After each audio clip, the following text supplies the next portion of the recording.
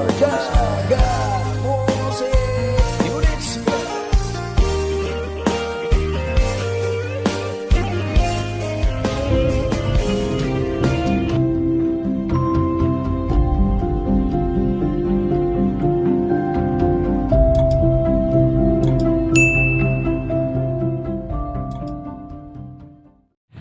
Bapak Ibu atau saudara sekalian, yang perlu kita perhatikan juga bahwa tanah yang ada di dalam media tanam ini kan masih ada yang berintil-berintil ini Bapak Ibu ya, teman-teman bahwa arang sekam ini sebenarnya belum mengeluarkan unsur hara yang dibutuhkan tanaman, biarpun di dalamnya ada kalium unsur yang dikandungnya.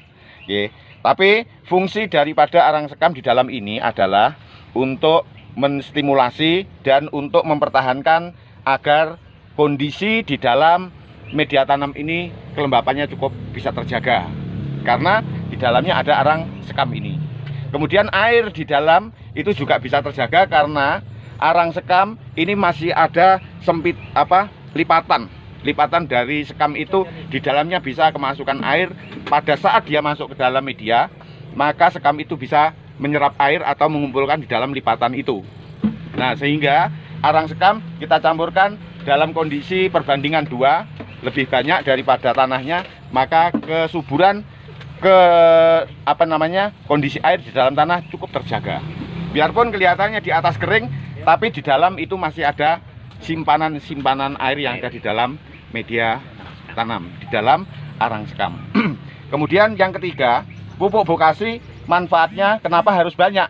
Perbandingan di sini ada 3.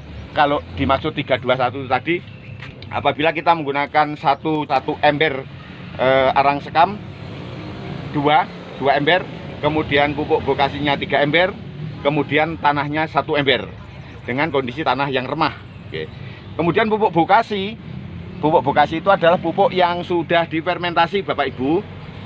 Ada bedanya apa enggak?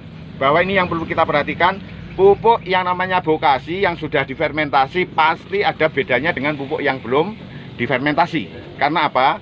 Pupuk bokasi yang sudah terfermentasi, yang sudah kita campurkan ke dalam media tanam ini, maka pupuk bokasi ini dari fungsi bokasinya di dalamnya ada yang namanya bakteri epifit, bakteri yang menguntungkan.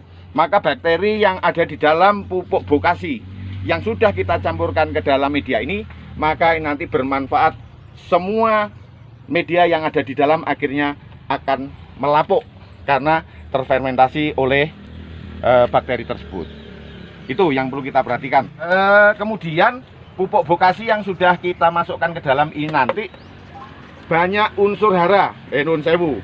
Apa yang dimaksud unsur hara?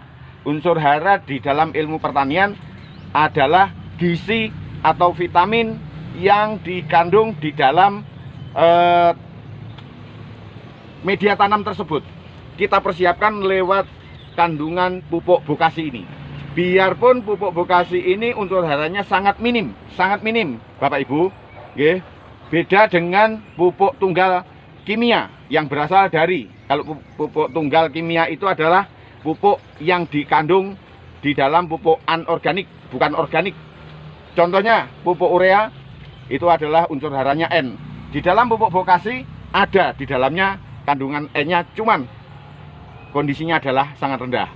Kemudian pupuk fosfatnya ada di dalam pupuk bokasi, di dalam campuran yang sudah masuk di dalam struktur kebokasiannya, maka pupuk P atau fosfatnya ini juga masih rendah. Kemudian K, kalau kita lihat di unsur tunggalnya NPK, bahwa unsur K-nya kalium sudah terkandung di dalam unsur-unsur yang sudah berasal dari bahan baku pupuk kandang tersebut.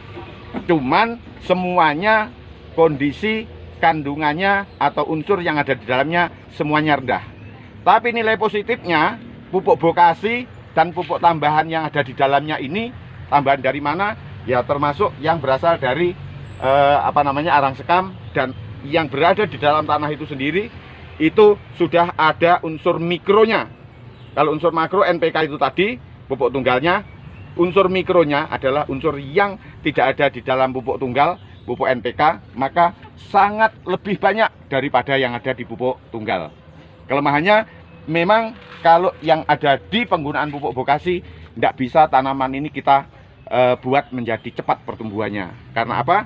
Unsur makronya yang dibutuhkan untuk pertumbuhannya cepat adalah unsur N, sangat terbatas. Sehingga pada saat kita pemeliharaan di dalam vertikultur di rak seperti ini, suatu saat kita perlu nambah ada C, nitrogen, karbon dan nitrogennya yang cukup. Berasal dari mana? Adalah bisa berasal dari urin, berasal dari fermentasi kencing, apa itu kambing. Tambahannya berasal dari POC atau pupuk organik cair, atau kencing kelinci atau kencing sapi. Itu yang bisa kita tambahkan di dalam penambahan pada saat pemeliharaan, di dalam baik itu penyiraman maupun dalam penyemprotan di kegiatan tanaman-tanaman seperti ini.